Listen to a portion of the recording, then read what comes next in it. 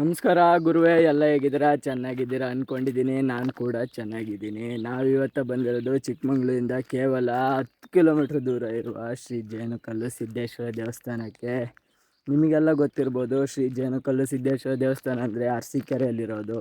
ಆದರೆ ಅಲ್ಲಿ ಸ್ವಾಮಿಯವರು ಪಾದ ಇಟ್ಟು ಇಲ್ಲಿ ಬಂದು ಕಲ್ಲನ್ನು, ದೊಡ್ಡ ಬಂಡೆಯನ್ನು ಹೊಡೆದ್ಬಿಟ್ಟು ಇಲ್ಲಿ ನೆಲೆಸಿದ್ದಾರೆ. ಬನ್ನಿ ತೋರಿಸ್ತೀನಿ ಹೇಗಿದೆ ಅಂತ. ಗುರುವೇ ಬನ್ನಿ ತೋರಿಸ್ತೀನಿ ಶ್ರೀ ಜೇನುಕಲ್ಲು ಸಿದ್ದೇಶ್ವರ ದೇವಸ್ಥಾನ ಹೇಗಿದೆ ಅಂತ.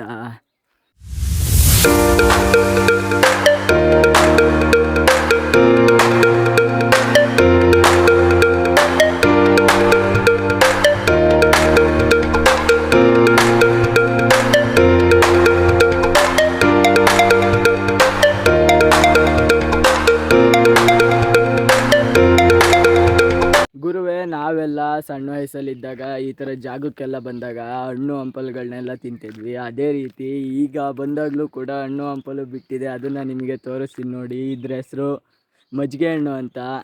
ಗುರುವೇ, ನೀವು ನೋಡ್ತಿರೋದು ಈಗ ನಾವು ಸಣ್ಣ ವಯಸ್ಸಲ್ಲಿ ತಿಂದಂಥ ಮಜ್ಜಿಗೆ ಹಣ್ಣು ಹೇಗಿದೆ ನೋಡಿ.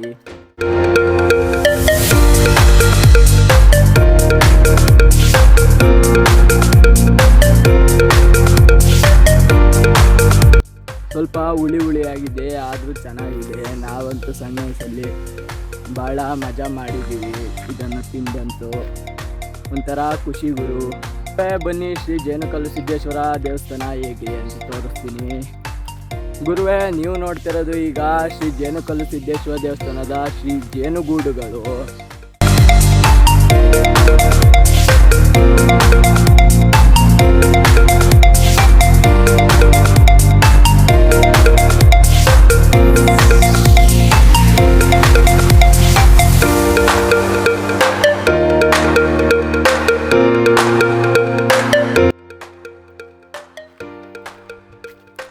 ಗುರುವೇ, ಅರಸೀಕೆರೆಯಲ್ಲಿರೋದು ದೇವರ ಪಾದಗಳು. ಆದರೆ ಇಲ್ಲಿ ಬಂದು ದೇವರು ಒಂದೇ ಕಲ್ಲನ್ನು ಹೊಡೆದು ಮೂಡಿದೆ. ಗುರುವೇ, ಚಪ್ಪಲಿಯನ್ನು ಇಲ್ಲೇ ಬಿಟ್ಟು, ತಮ್ಮ ಪಾದರಕ್ಷೆಗಳನ್ನು ಇಲ್ಲೇ ಬಿಟ್ಟು ಮುಂದೋಗಬೇಕು. ಯಾಕಂದರೆ ಮೇಲೆ ಹಾಕ್ಕೊಂಡು ಹೋಗಂಗಿಲ್ಲ.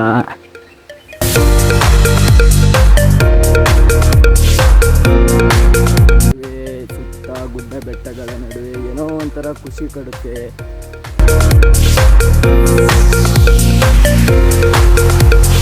ಈ ಥರ ಜಾಗಗಳೆಲ್ಲ ಒಂಥರ ಮನಸ್ಸಿಗೆ ನೆಮ್ಮದಿ. ಯಾಕಂದರೆ ಫುಲ್ಲು ಸುತ್ತಮುತ್ತ ಗುಡ್ಡ ಬೆಟ್ಟ, ಒಳ್ಳೆ ಗಾಳಿ ಎಲ್ಲ ಸಿಗುತ್ತೆ.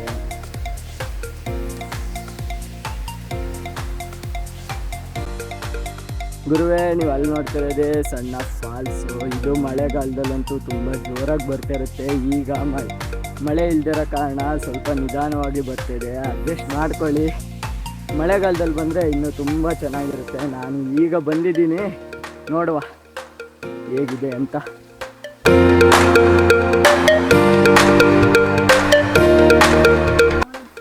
ಕಾಲು ತೊಳ್ಕೊಂಡು ಸ್ವಲ್ಪ ನೀರು ಹಾಕ್ಕೊಂಡು ಹೋಗೋಣ ಬನ್ನಿ ಗಂಗೆ ಬಾವಿ ಹತ್ರ.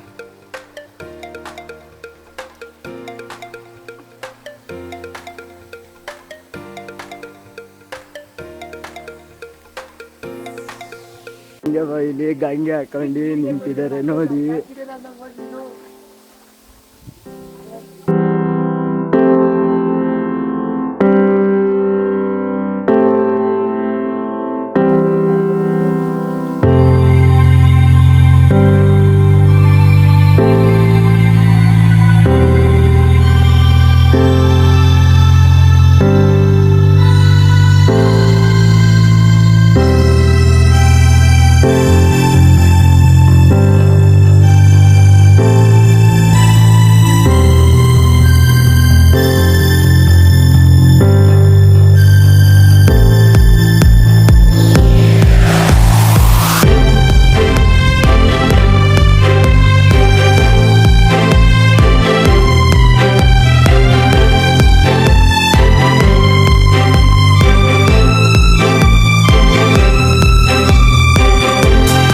ಗುರುವೇ, ನೀವು ನೋಡ್ತಾ ಇರೋದು ಇದೇ ಗಂಗೆ ಬಾವಿ. ಇಲ್ಲೇ ಕುತ್ಕೊಂಡು ಗಂಗೆ ಹಾಕ್ಕೋಬೇಕು. ಇಲ್ಲೊಂದು ಬಿಂದಿಗೆ ಇಟ್ಟಿರ್ತಾರೆ. ಯಾರು ಒಳಗೆ ಬಂದು ಗಂಗೆ ಬಾವಿ ಒಳಗೆ ಗಂಗೆ ಹಾಕ್ಕೋಬಾರ್ದು. ಜೇನು ಹುಳಗಳು ಬಂದು ಕಚ್ಬಿಡುತ್ತೆ ಅಲ್ಲಿಂದ. ಇಲ್ಲಂತೂ ವರ್ಷ ಪೂರ್ತಿ ನೀರು ಹಂಗೆ ಇರುತ್ತೆ, ಒಂದು ಸ್ವಲ್ಪನೂ ಬತ್ತೋಗಲ್ಲ. ಸ್ವಾಮಿಯವರ ದಯೆಯಿಂದ ಒಂದು ವರ್ಷನೂ ಇದುವರೆಗೂ ಬತ್ತೋಗಿರೋದು ನೀರು ನೋಡಲೇ ಇಲ್ಲ ನಾವು. ನೋಡಿ ಜನಗಳೆಲ್ಲ ಬಂದಿದ್ದಾರೆ. ಗುರುವೇ, ಈ ಫಾಲ್ಸು ಎಷ್ಟೋ ದೂರದಿಂದ ಹರ್ಕೊಂಡು ಇಲ್ಲಿ ಬಂದು ಗಂಗೆ ಬಾವಿ ಸೇರಿ ಊರಿನ ಕೆರೆಗೆ ಸೇರುತ್ತೇವೆ. ಇದಂತೂ ಭಾಳ ಶ್ರೇಷ್ಠವಾದ ಗಂಗೆ, ಯಾಕಂದರೆ ಸ್ವಾಮಿಯವರ ಸನ್ನಿಧಿಯಲ್ಲೇ ಹುಟ್ಟಿ ಸ್ವಾಮಿ ಸನ್ನಿಧಿಯಲ್ಲೇ ಎಲ್ಲ ಅದು ಹೇಗಿದೆ ಅಂತ ನಮ್ಮ ಊರಿನ ಸೊಬಗು ಗುರುವೇ ಇದೆಲ್ಲ.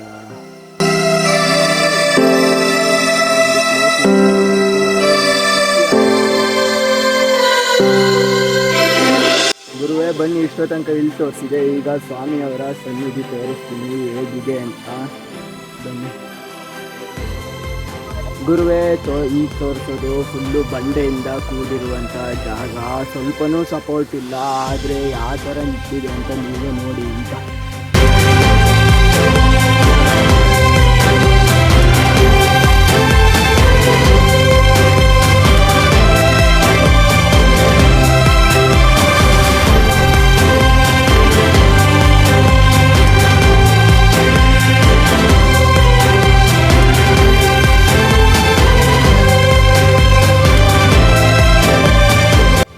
ಇಲ್ಲಿ ಬರೀ ಸೋಮವಾರ ಬೆಳಗ್ಗೆ 10 ಗಂಟೆಯಿಂದ ಸಂಜೆ 4 ಗಂಟೆವರೆಗೂ ಅಷ್ಟೇ ಪೂಜೆ ಇರುತ್ತೆ. ಆದರೂ ಸುಮಾರು ಜನ ಭಕ್ತಾದಿಗಳು ಸ್ವಾಮಿಯನ್ನು ನೋಡೋಕ್ಕೆ ಬರ್ತಾರೆ. ಬನ್ನಿ ತೋರಿಸ್ತೀನಿ. ಇರ್ಬೋದು, ಇಲ್ಲೂ ಒಂದು ಸೀತಾಫಲ ಹಣ್ಣಿನ ಗಿಡ ಇದೆ.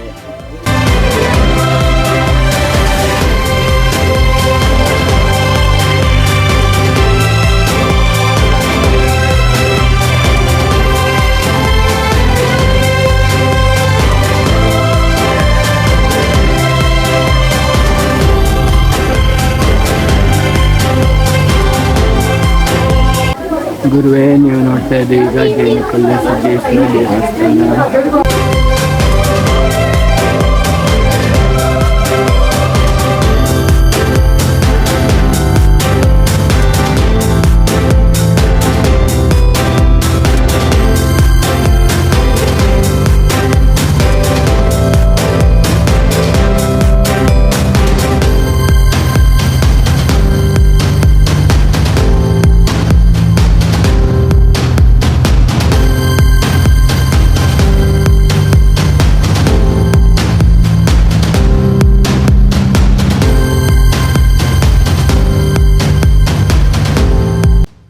ಗುರುವೇ, ಸ್ವಾಮಿಯ ಸನ್ನಿಧಿಯಿಂದ ವ್ಯೂ ಹೆಂಗಿದೆ ನೀವೇ ನೋಡಿ.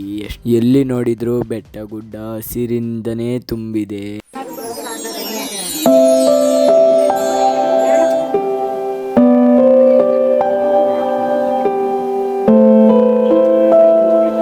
ಗುರುವೇ, ಈ ಎಲ್ಲ ಪ್ರಸಾದವನ್ನು ಸ್ವಾಮಿಯವರಿಗೆ ನೈವೇದ್ಯ ಆದ ನಂತರ ಎಲ್ಲ ಭಕ್ತಾದಿಗಳಿಗೂ ಕೊಡ್ತಾರೆ. ನಾನು ಕೂಡ ಈ ಪ್ರಸಾದವನ್ನು ತಗೊಂಡೆ.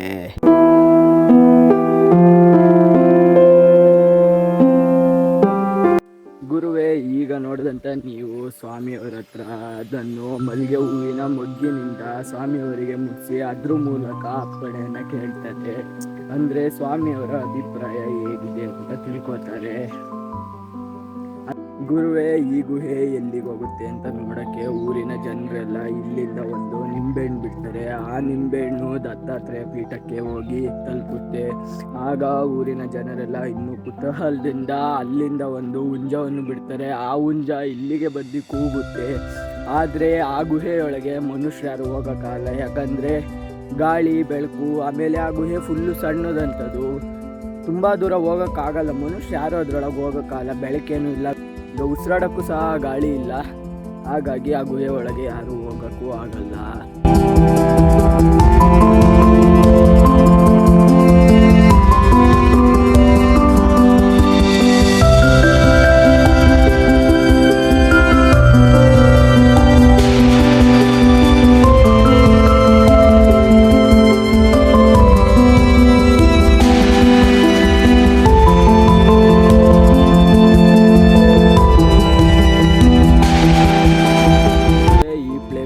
ಸುತ್ತಮುತ್ತ ಫುಲ್ಲು ಕಾಡು ಗುಡ್ಡ ಎಲ್ಲ ಇದೆ. ಹಾಗಾಗಿ ಇಲ್ಲಿ ಯಾರು ಬರಲ್ಲ. ವಾರಕ್ಕೊಂದೇ ದಿನ ಇಲ್ಲಿ ಪೂಜೆ ನಡೆಯೋದು. ಆ ಪೂಜೆ ಸಹ ಸೋಮವಾರ ಬೆಳಿಗ್ಗೆ 10ರಿಂದ 4 ಗಂಟೆ ತನಕ ಇರುತ್ತೆ. ಆಮೇಲೆ ಯಾರೂ ಬರಲ್ಲ.